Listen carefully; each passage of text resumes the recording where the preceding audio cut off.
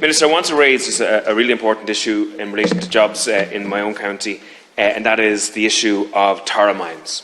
So Tara Mines has been closed now since early June.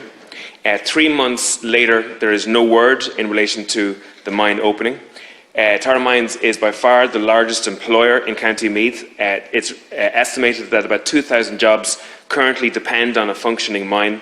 And this is especially important because Meath has had a lower investment per capita in terms of IDA and Enterprise Ireland for the last 15 or 20 years. So unfortunately, Meath has been allowed to develop as a commuter county by the government, and as a result, the majority of workers in Meath have to leave the county every day to go to work, and that happens in no other local authority area. So Tara Mines is critically important to Meath. Now, the key components of that closure were the cost of zinc and the cost of electricity.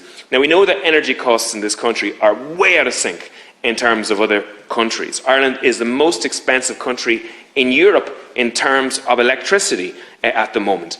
And it is safe to say that the government's energy policy is actually costing jobs currently in this state. Now, from speaking to workers in Tara Mines, I'm told that other employers are reluctant to employ Tara Mines staff at the moment because they're on temporary layoff. They're of the view that they may not stay with the other employer at this time. So we have other issues coming into the mix. There's a 10-year mining licence up in November. 4 licences have been worked on over the last year, and those licences are for renewal in November.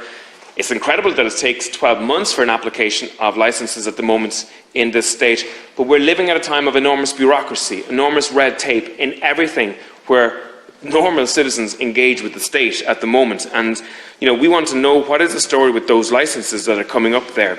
And the other point I will say with regards to Tara Mines is the 12th of October is looming large. That was the date that we were told that the opening of Tara Mines was going to be revisited.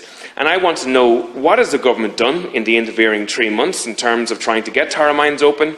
What is the date for recommencement? Can we give any hope to these families in terms of when they'll get a decent job back?